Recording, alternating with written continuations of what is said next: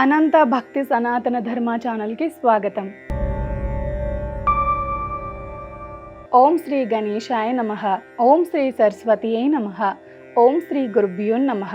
శ్రీకృష్ణావతారం దాల్చిన శ్రీ మహావిష్ణువుకు ఆయన చేసిన గొప్ప గొప్ప పనుల ఆధారంగా అనేక నామాలు వచ్చాయి. భాగవత కథా కథనాన్ని అనుసరించి గోకులంలో పెరుగుతున్న బాలకృష్ణుణ్ణి ఎలాగైనా సంహరించాలని కంసుడు ఎప్పటికప్పుడు పథకాలు పన్నుతూ ఉండేవాడు.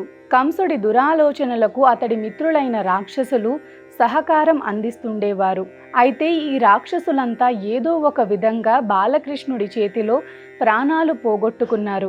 ఇలా జరిగినప్పుడల్లా గోకులంలోని గోపాలురకు కంసుడికి కూడా ఎంతో ఆశ్చర్యం కలుగుతూ ఉండేది. పసిబాలుడు మహాబలవంతుడైన రాక్షసులను ఎలా సంహరించగలుగుతున్నాడని వారంతా విస్తుపోయిండేవారు. అయితే తాను సామాన్య మానవుడిని కానని, కారణ జన్ముడినని తెలియచెప్పటం కోసం కృష్ణుడి లీలలు సాగుతూ ఉండేవి. ఒకసారి కంసుడు తన స్నేహితుడైన కేసి అనే రాక్షసుణ్ణి కృష్ణ సంహారం కోసం పంపాడు. కేసి ఒక గుర్రం రూపంలో గోకులంలో ప్రవేశించాడు. ఆ గుర్రం భీఖార్ ఆకృతిని కలిగి ఉండి దాని సకిలింతలు అందరినీ భయపెట్టాయి. ఆ గుర్రం కదలికలతో గోకులంలోని వారందరూ భయకంపితులయ్యారు. ఆ గుర్రం చివరకు కృష్ణుడు కంట్లో పడింది.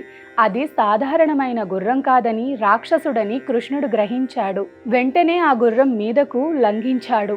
ఆ గుర్రం కోపావేశంతో ముందరి కాళ్లను ఎత్తి గట్టిగా శ్రీకృష్ణుణ్ణి తన్నింది. అయితే ఏమాత్రం ఆ దెబ్బకు చలించక దాని ముందరి 2 కాళ్ళు పట్టి ఒక్కసారి విసురుగా పైకెత్తి ఆ గుర్రాన్ని నేలకోసి కొట్టాడు కృష్ణుడు. ఆ దెబ్బతో ఆ రాక్షసుడు కొద్దిసేపు అచేతనంగా నేల మీద పడినా మళ్ళీ వెంటనే శక్తిని పుంజుకొని కృష్ణుడి మీదకు దూకాడు.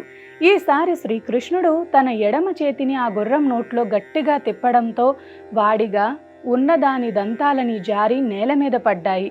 గుర్రం నోట్లో ఉన్న కృష్ణుని చెయ్యి క్షణక్షణానికి ఉబ్బినట్లుగా అయ్యి కేసికి పీరాడలేదు.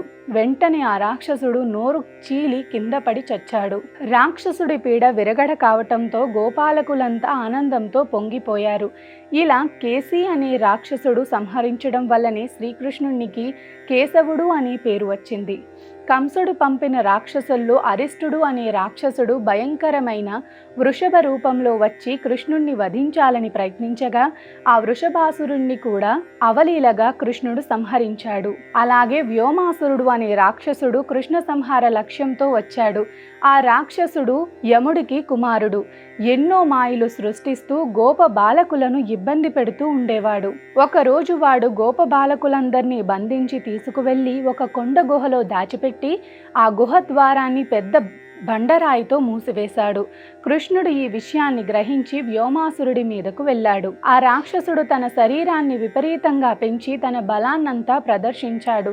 అయితే కృష్ణుడు ఎంత మాత్రం చలించకుండా ఆ రాక్షసుణ్ణి పట్టి తన భుజబలంతో మట్టి కరిపించాడు. ఆ తరువాత గుహ ద్వారానికి అడ్డంగా పెట్టి ఉన్న బండను తొలగించి గోప బాలకులందరినీ రక్షించాడు. ఇలా చిన్నతనంలోనే బాలకృష్ణుడు తన ఎన్నెన్నో మాయలను చూపి శిష్టరక్షణ దుష్ట శిక్షణ చేశాడు. సర్వే జనా సుఖినో భవంతు. లోకా సమస్తా సుఖినో భవంతు.